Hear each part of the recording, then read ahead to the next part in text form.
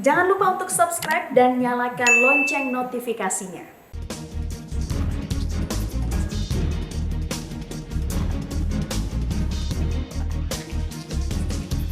Terima kasih pemirsa, Anda masih bersama kami di Editorial Media Indonesia. Bang Gaudens, kalau bicara soal money politics atau dalam hal ini cukong ya, ini seperti seperti buang angin begitu. Konon katanya ada, tapi kita tidak bisa melihat itu angin dari mana, tapi tercium. Nah, kalau soal cukong ini, kita memahfumi kemungkinan besar ada, tapi kan tidak pernah tahu benar-benar ada orang yang mengatakan saya dimintai sekian loh oleh partai politik atau saya mengirim uang sekian loh. Nah, bagaimana kemudian kita melawan ini kalau bentuk positifnya saja kita belum tahu? Ya, sepandai-pandai yang membungkus kejahatan itu bau busuknya itu tetap tercium ya. Terciumnya di mana ketika misalnya di pengadilan tipikor. Oke. Banyak sekali kasus korupsi ketika di persidangan itu baru terungkap bahwa pengusaha mendanai calon kepala daerah ketika masih menjadi calon. Itu biasanya itu banyak sekali. Atau kita melihat misalnya bagaimana kepala daerah membela investor yang sudah mendanainya ketika kepentingan investor berhadapan dengan rakyat. Ada bupati misalnya bagaimana memperankan diri itu sebagai kaki tangan investor malah. Seperti itu? Iya. Terang-terangan? Dan itu terang-terangan. Malah tidak membela rakyatnya. Nah, hal-hal seperti ini memang seperti angin terasa gitu ya. Tapi memang tidak bisa dipastikan kecuali ketika yang bersangkutan tertangkap tangan dan dibawa di depan persidangan. Di dalam banyak kasus persidangan kepala daerah itu terungkap fakta seperti ini. Itu kalau kemudian terkena kasus. Tapi seperti yang barusan Bang Gaudens ceritakan kan belum kena kasus kan kepala daerahnya? Ya, belum kena kasus, tetapi di dalam penelitian yang dilakukan oleh KPK tahun 2015 itu KPK mewawancarai para calon yang kalah di pilkada. Dan di sana memang terang-terangan mereka ungkapkan bagaimana mereka mendapatkan dana dari cukong-cukong itu. Itu tidak bisa dijadikan barang bukti untuk kemudian memproses orang-orang yang ini kan pelanggaran undang-undang dan bagaimana mencukong ini pelanggaran kan, Bang? Ya, ini kan post factum ya, setelah kalah baru mengaku. Untuk bisa menjadi fakta hukum minimal kan 2 alat bukti. Pengakuan saja tidak cukup. Dan itu aliran dana kan harusnya ketahuan, Bang? Mestinya harus ketahuan. Tadi yang saya katakan bisa ketahuan itu dari pembukuan yang dilaporkan kepada KPU. Tetapi banyak sekali hasil penelitian bahkan yang dilakukan oleh Bawaslu yang menemukan pembukuan itu yang selalu 2 di pembukuannya. Ada pembukuan resmi yang khusus untuk dilaporkan kepada KPU. Ada pembukuan istilahnya itu pembukuan keluarga. Di sanalah nama-nama pengusaha itu menyumbang gitu. Nah itu, Bang, kan itu tadi adalah hasil penelitian KPU dan Bawaslu. Dan Bawaslu. Ketika mereka sudah belajar dari pengalaman masa lalu, apakah tidak bisa dibuat sistem untuk mencegah hal serupa terjadi? Memang katakanlah ada 2 pembukuan, memang itu tidak bisa dicegah di masa depan, Bang? Itulah yang dikatakan di dalam editorial. Mestinya kalau mau mencegah itu, yang pertama-tama dilakukan bagaimana membuat biaya politik itu tidak semahal sekarang ini. Ini kan biaya politik mahal. Kenapa mahal? Sebelum orang membeli partai, ini kan partai ini dibeli. Ada partai yang tidak dibeli, banyak partai yang dibeli. Maksudnya membeli kursi ya? Maksudnya supaya dicalonkan oleh partai untuk menjadi calon kepala daerah? Ya, kan ada persyaratan minimal 20%. 20% itu kan di kabupaten itu rata-rata dukungan itu minimal itu 6 kursi ya untuk satu calon. Ini kan pakai uang semua ini. Kemudian sebelum dia membeli partai, dia harus mensosialisasikan dirinya supaya terekam kalau ada survei. Sosialisasi itu kan butuh dana juga. Apalagi kalau dia menggunakan lembaga survei. Lembaga survei juga dibiayai. Ketika melakukan pertemuan, minum kopi, merokok, apa segala macam, itu kan pakai uang juga. Dan terakhir nanti ketika membiayai saksi-saksi di TPS itu kan harus pakai uang. Pakai uang juga. Dan uang itu dipakai juga ketika terjadi sengketa pilkada di Mahkamah Konstitusi. Oke. Jadi hampir tidak ada hal yang gratis di dalam proses pencalonan kepala daerah. Jadi wajarlah politik itu sangat-sangat mahal. Ketika menjadi kepala daerah bukannya memenuhi janji-janji politiknya, dia harus mencari dana lagi untuk menutupi pundi-pundinya. Untuk menjadi bupati saja sekarang itu 30 juta itu terlalu kecil. 30 miliar? 30 miliar itu terlalu kecil. 30 miliar terlalu 30 kecil? miliar terlalu kecil. Untuk bupati ya. Oke. Gubernur itu 100 miliar itu hasil penelitian Balitbang Kemendagri 5 tahun lalu itu 100 miliar. Sekarang itu mungkin lebih dari 100 miliar. Ini kan semua informasi, semua fakta yang kita yakini ada kebenaran, tapi kan semacam seakan-akan tidak ada yang bisa kita pakai untuk mencegah mencukongi calon kepala daerah. Berarti ya kita hanya bicara-bicara saja nih, Bang. Ya, fakta yang dipaparkan itu kan fakta ilmiah karena hasil penelitian. Belum menjadi fakta hukum. Tetapi dalam beberapa kasus fakta ilmiah itu menjadi fakta hukum. Ketika dia diperkarakan di persidangan gitu ya. Kalau begitu apa yang bisa kita pastikan untuk pilkada terdekat 9 Desember ini, Bang? Berarti kemungkinan juga masih banyak calon-calon kepala daerah yang dicukongi juga. Pasti itu, Leo. Kalau nanti lihat ke pilkadanya waktu kampanye, kalau kampanye jojoran itu bisa ditanya duitnya dari mana. Karena itu tadi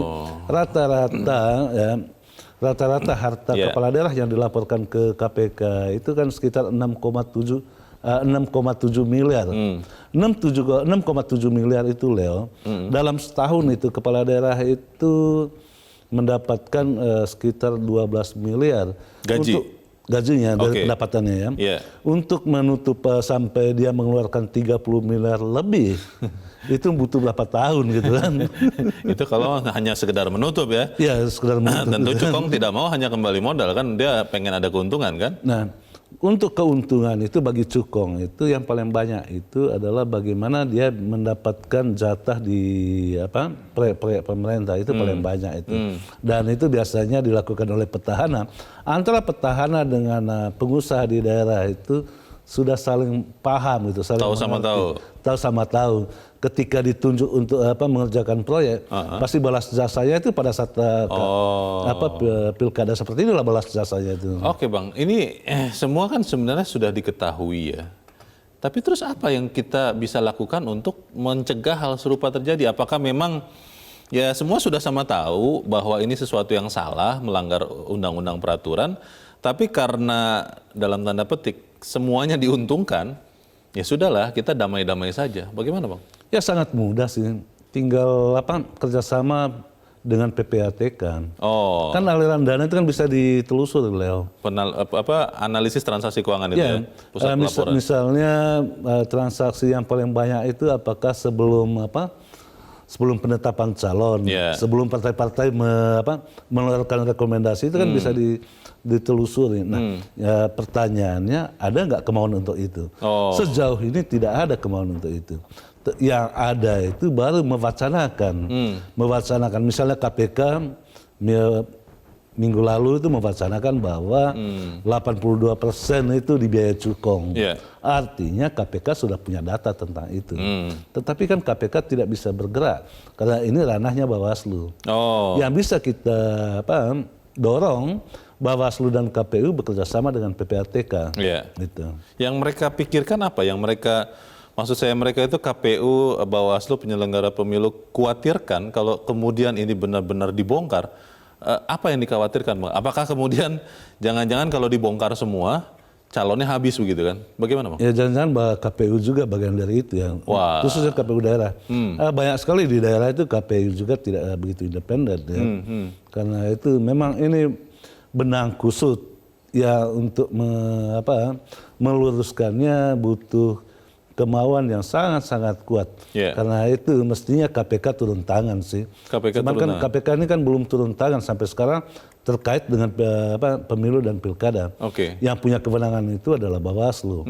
Nah, Bawaslu yang diharapkan sebagai badan pengawas dia harus menjalin kerjasama dengan KPK dan PPATK.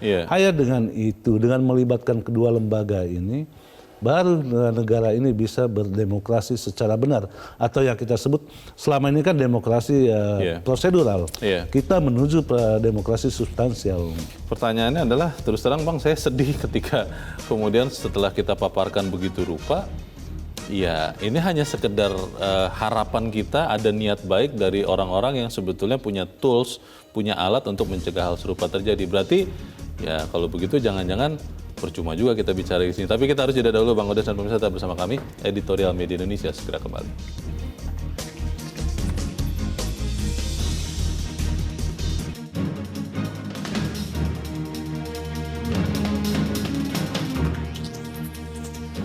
Terima kasih pemirsa, Anda masih bersama kami di Editorial Media Indonesia. Bang Gaudens, kita coba dengarkan juga Bang pendapat dari masyarakat, pemirsa Metro TV terkait dengan apakah memang benar ada demokrasi cukong.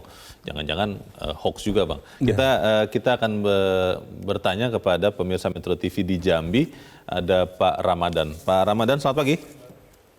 Selamat pagi Pak Leo, Pak Golden. Selamat pagi Pak Ramadan. Bagaimana Pak demokrasi cukong? Maaf Pak, saya tanya dulu. Pak Ramadan bukan cukong kan? Bukan Pak. Atau orang yang pernah dicukongi tidak Pak? Tidak ya? Tidak juga Pak. Oh tidak juga. Hanya penonton murni Pak. Oke, silakan Pak. Pendapat Anda seperti apa nih demokrasi cukong nih, Pak Ramadan? Demokrasi cukong kelihatannya kebenarannya sangat benar Pak. Oh. Ada itu. Ini penyebabnya satu, partai politik kita ini tidak dewasa menghadapi negara ini. Artinya berpikirnya hanya untuk sesaat sekarang saja, untuk tidak memikirkan masa depan negara seperti apa besoknya. Maka partai politik menurut saya, apa yang dikatakan Pak Emil Salim itu, dibiayai negara saja sepenuhnya partai politik Pak. Kalau dia melanggar langsung dihabiskan saja. Kemudian dibatasi partai politik. Yang kedua Pak Leo, untuk mencegah ini salah satu menurut saya diberikan kebebasan kepada partai politik itu untuk mencalon. Tidak ada batasannya 20%, 12%, 3% untuk kepala daerah. Sehingga partai politik bisa mencalonkan orang-orang yang terbaik di daerahnya. Jadi dua hal ini yang bisa memperbaiki benang kusut yang sangat kusut memprihatinkan kita. Cukong calon kepala daerah partai politik sekarang ketawa-ketawa, yang dapat duit, yang besok setelah menang dia dapat duit lagi. Yang sengsara itu adalah rakyat kecil penerima manfaat. Terima kasih Metro, hebat sekali Metro hari ini. Terima kasih Pak Ramadan di Jambi. Selamat pagi Pak. Saya harus bertanya dulu Bang, karena siapa tahu yang telepon ini cukong kan, saya khawatir juga. Harus ditanya dulu. Oke, kita akan coba mendengarkan pendapat dari pemirsa Metro TV berikut. Ada di Kota Medan, Sumatera Utara, Pak Sukiwi. Pak Sukiwi, selamat pagi. Ya, selamat pagi Bang Leo. Selamat pagi Pak Sukiwi. Bagaimana Pak? Pernah punya pengalaman mau dicukongi tidak Pak Sukiwi? Saya kebetulan memang belum pernah, karena memang saya juga mantan anggota DPRD di Kota Binjai. Maaf, Pak Sukiwi mengatakan belum pernah itu maksudnya berharap untuk dicukongi atau tidak Pak? Ya, belum berani lah. Karena kita tahu kita nggak berani, karena kalau siap-siap kalau dicukongi itu siap-siap juga kita itu untuk menghadapi balas jasa itu, ya kan? Kita nggak berani lah. Tapi Pak Sukiwi sebenarnya benar-benar ada ya Pak cukong ataupun calon kepala daerah yang mau dicukongi, karena terus terang saya sendiri, saya pribadi belum pernah ketemu sama orang yang memperlihatkan bukti bahwa ini loh saya pernah mencukongi atau saya dicukongi. Bagaimana Pak Sukiwi? Iya, kalau setahu saya ini partai politik ini, pemain ini semua sudah ada di dalam partai politik ini. Ya, partai politik ini juga ada cukong-cukongnya. Ya, yang seperti tadi apa yang dikatakan oleh Pak Ramadan. Ya, itu benar terjadi itu. Partai politik sekarang bukan mencari kader-kader yang terbaik, tapi partai politik sekarang mencari orang yang berani bayar. orang yang punya modal besar. Iya. Makanya kita lihat sekarang kepala-kepala daerah yang terpilih, ya kita pengalaman kita banyak yang ditangkap oleh KPK.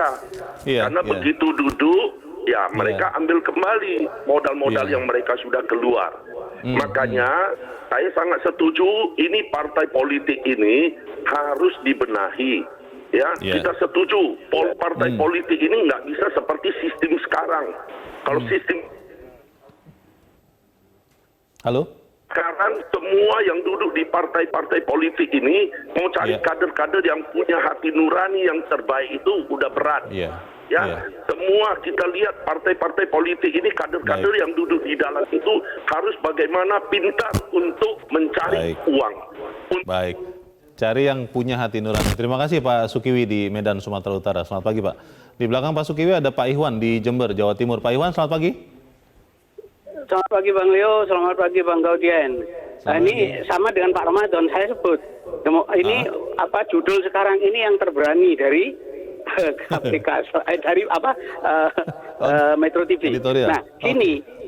Iya, editorial. Jadi gini persoalannya ya, bahwa penemuan itu sudah ada laporan dari KPK 2004 sampai 2019. Ini benar demokrasi yang sekarang kita sebut ini di media ini demokrasi populer masyarakat. Memang begitu karena mereka mengalami, melihat, mendengar, mengamati 22 tahun loh ya. Nah, kemudian korupsi dan gratifikasi itu yang tertinggi itu di pusat, Pak. 359 kasus. Kemudian pada pejabat eselon 1, 2, 3, 4 itu 225 orang. Nah ini yang menarik, gubernur itu yang terlibat korupsi 21 orang. Bupati wali kota itu 119. Nah ini terus berkembang ini. Nah contohnya Jember, aneh ini. DPR melengsarkan bupatinya. Ini aneh. Sampai sekarang belum selesai. Ini contoh karena apa? Ini kaitannya dengan itu. Lalu 86,7% itu cukong-cukong inilah yang membiayai. 86,7%. Itu penemuan ilmiah ini di lapangan ini oleh KPK. Jadi karena itu maka jalan keluarnya nomor 1 secara ideal. Amandemen Undang-Undang Dasar 45 yang kita tidak punya. Sekarang Undang-Undang Dasar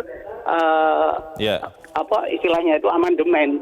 Lalu yang kedua ini peraturan undang-undang yang mengatur tentang pilkada nomor 3 yang berkaitan dengan undang-undang mengatur KPU. Nah ini yang harus kita lihat. Sampai kapan ini dibiarkan kayak gini? Biaya tinggi luar biasa.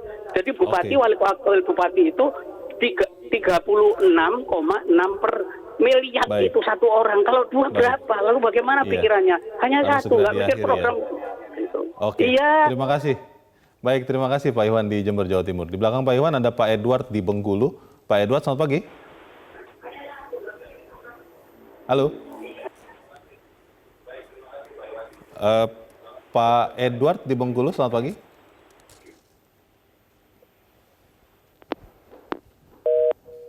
Kelihatannya terputus. Apakah kita... kita pemirsa Metro TV berikut di Jakarta ada Pak Nugroho. Pak Nugroho, selamat pagi Pak.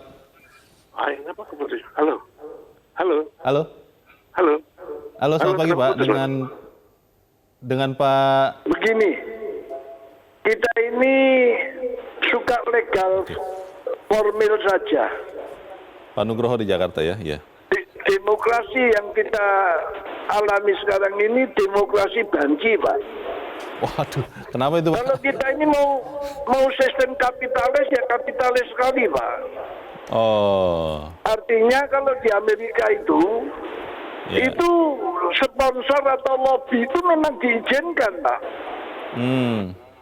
Lobby Yahudi, lobby Kristen, lobby mana itu boleh. Tetapi transparan. Nah sedangkan kita ini kayaknya mau demokrasi beneran. Tapi prakteknya itu kan semua duit, Pak. Pak Nugroho. Bukan cuma pilkada. Pak Nugroho, ini kan sudah kita ketahui faktanya Pak. Kalau solusinya kira-kira yang aplikatif itu apa menurut Pak Nugroho? Kita mesti merombak dari konsepsinya. Persisnya Pak? Jadi selama sekarang ini konsepsinya seperti ini, ya demokrasinya cuma legal standing aja, legal formal aja. Hakikatnya ya tetap orang yang punya duit yang bayar. Jadi kalau kita mau bilang demokrasi tanpa cukong, itu ya nggak mungkin di dunia kapitalis. Dunia kapitalis itu duit. Baik. Terima kasih Pak Nugroho di Jakarta. Selamat pagi. Di belakang Pak Nugroho ada Pak Edward di Bengkulu. Pak Edward, selamat pagi. Selamat pagi Bung Leonard. Selamat pagi Bung Golden. Selamat pagi. Silakan Pak Edward, singkat padat. Saya ingin menyampaikan begini. Ya. Kita mulainya dari partai dulu lah. Untuk jadi ketua partai aja, mereka musda, munasmu, apa itu pakai duit lah Pak untuk jadi pakai ketua. Nah inilah gambarannya. Jadi kader partai itu bukan terpilih yang terbaik, itu yang pertama. Yang kedua gini, untuk menjadi kepala daerah itu orang yang sudah selesai dengan dirinya, betul-betul jiwa pengabdian. Jadi aturannya yang dirubah, mungkin sekarang kan penyebabnya apa ini? Kenapa cukong-cukong mau mencukongi? Karena mengharapkan proyek masa datang. Sekarang mau nggak merubah aturan supaya demokrasi ini benar? Proyek itu tidak ditangani oleh kepala daerah. Kepala daerah itu betul-betul orang yang mengabdi. Tujuannya adalah mensejahterakan rakyat dengan segala program-programnya. Jadi dia tidak menangani proyek. Proyek diserahkan kepada pihak lain yang mungkin yang lebih independen, yang lebih imparsial. Ditunjuklah badan ad hoc mungkin. Nah sehingga proyek tidak bisa ditangani oleh cukong-cukong. Jadi kepala daerah betul-betul orang yang betul-betul ingin mengabdikan dirinya. Nah kita harapkan begitu aturannya yang dirubah. Kalau enggak tetap ini demokrasi demokrasi abal-abal gitu lah. Cuma permukaan formalitas saja. Baik. Terima kasih Pak Edward di Bengkulu. Selamat pagi Pak. Di belakang Pak Edward ada Pak Vence di Manado, Sulawesi Utara. Pak Vence, selamat pagi. Selamat pagi Bung Leo, selamat pagi Pak Goldensius. Jadi betul sekali tadi Pak Goldensius dengan Pak Leo bilang kira-kira 30 miliar itu kecil Bung Leo. Di Sulawesi Utara ini untuk satu kabupaten saja seperhitungan saya itu sekitar 135 sampai 150 miliar. Nah, kenapa ini terjadi? Karena inilah yang memang berani sekali Metro TV ini pagi ini dengan beda editorialnya itu demokrasi yang dibiayai oleh cukong. Karena memang sudah sejak dahulu kala sebetulnya Bung Leo. Bayangkan saja ada kawan saya yang dia mencalonkan diri, tetapi ujung-ujungnya duitnya nggak ada dan akhirnya terjadilah transaksi di luar. Ujung-ujungnya Bung Leo bahwa ketika dia terpilih proyek-proyek masuk ke dia. Ini yang jadi persoalan. Tapi betul sekali Bung Leo pertanyaan tadi dengan Pak Goldensius, tapi Pak Golden sudah jawab sedikit.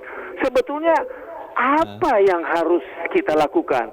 Untuk apa Bawaslu dihadirkan di dalam pesta demokrasi ini kalau dia tidak bisa melaksanakan tugas dan tanggung jawabnya untuk mengawasi proses mulai dari tahapan pendaftaran, tahapan kampanye sampai tahapan pemilihan. Itu mestinya tugasnya Bawaslu. Jangan-jangan sudah ada kongkalingkong di sana. Itu saja barangkali Bung Leo. Terima kasih, selamat pagi Bung. Selamat pagi Pak Vence di Manado, Sulawesi Utara. Terima kasih Pak.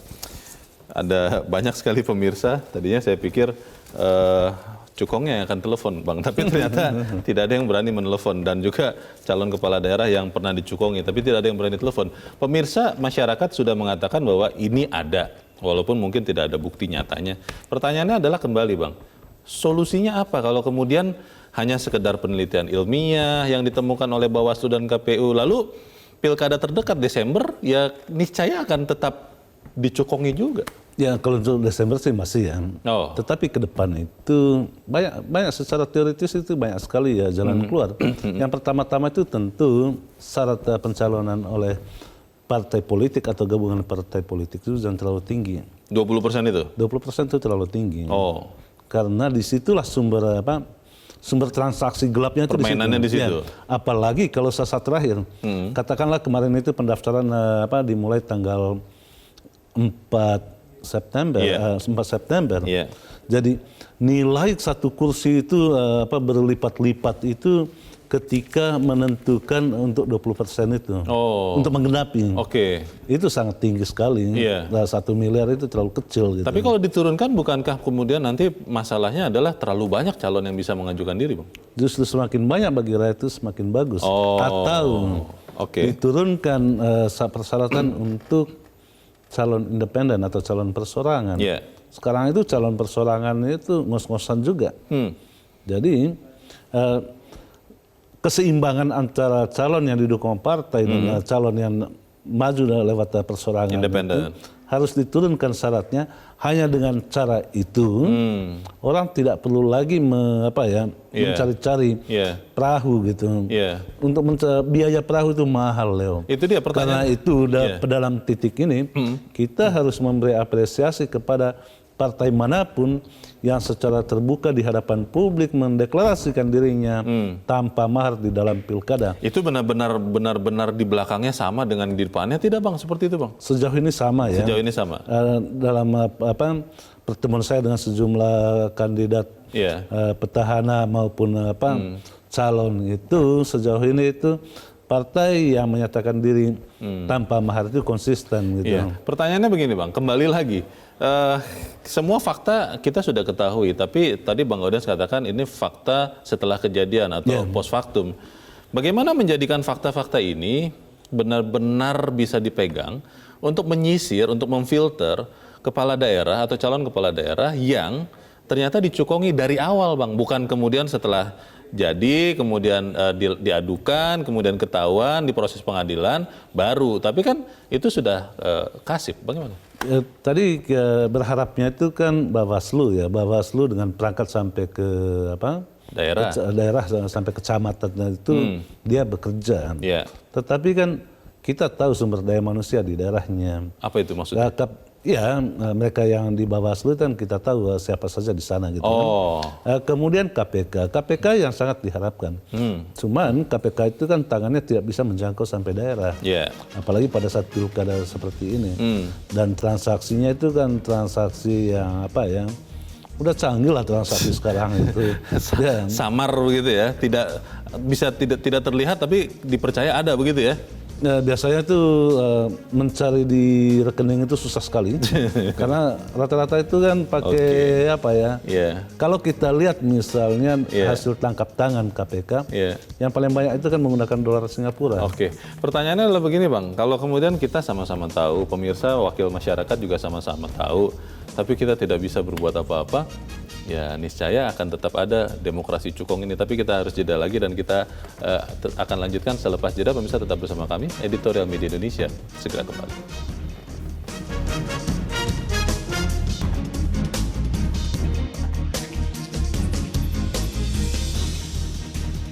Terima kasih pemirsa, Anda masih bersama kami di Editorial Media Indonesia. Kita di bagian akhir dari diskusi kita pagi ini. Bang Gaudens, memang walaupun saya jujur merasa ini mungkin tidak bisa efektif, tapi kita harus bicarakan kebenaran. Pertanyaannya, Bang, bagaimana kemudian usaha kita yang maksimal untuk menghilangkan demokrasi cukong ini? Ya, rakyat itu harus mulai menyadari kedaulatannya, karena yang berdaulat itu rakyat. Tidak ada cara lain memang. Rakyat itu yang pertama jangan mau menerima uang, karena ini kan uang itu beredar triliunan uang yang beredar untuk pilkada saja. Dana dari APBD itu 15 triliun. APBN itu mengucurkan lagi 5 triliun khusus untuk terkait dengan protokol kesehatan. Belum lagi dana-dana cukong. Artinya dana yang beredar itu mungkin lebih dari 50 triliun pada saat pilkada. Kondisi sulit sekarang bisa, Bang, diharapkan rakyat tidak menerima uang-uang itu, Bang? Nah, di situ tantangannya. Ada yang berkampanye terima duitnya jangan pilih orangnya. Idealnya itu jangan terima uangnya, jangan pilih orangnya. Toh pada akhirnya di bilik suara itulah yang menentukan. Tetapi yang kita mau katakan, banyak partai politik yang masih bagus. Sebetulnya masih ada? Bagus. Akan tetapi partai-partai itu tidak cukup kursi untuk mencalonkan sendiri. Di beberapa daerah misalnya ada partai yang terpaksa tidak mengusung calon yang memborong partai. Karena tadi itu dia tidak cukup kursi untuk mengusung sendiri. Ini persoalannya. Jadi partai-partai yang baik sekarang ini agak susah untuk melakukan perubahan karena dia tidak cukup kursi untuk mengajukan calon sendiri. Dalam kaitan itulah yang saya usulkan tadi itu harus diturunkan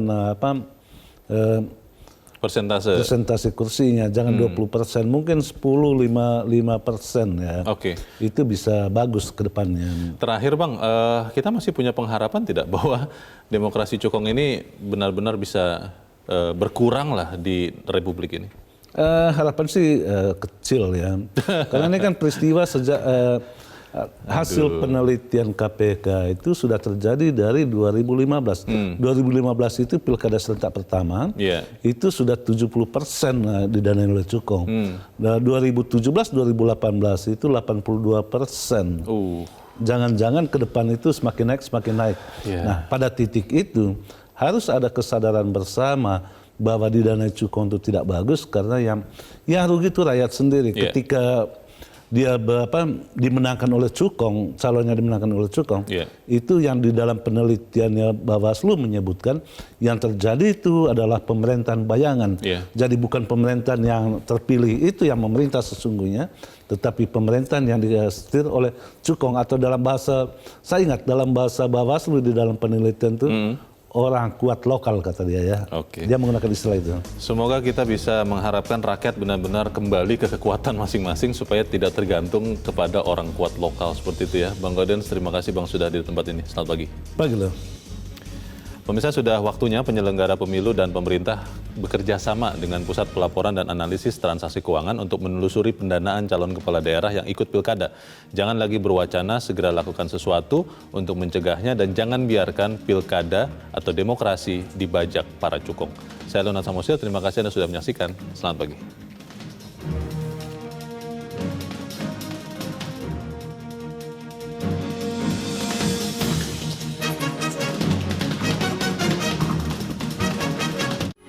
Metro TV, knowledge to elevate.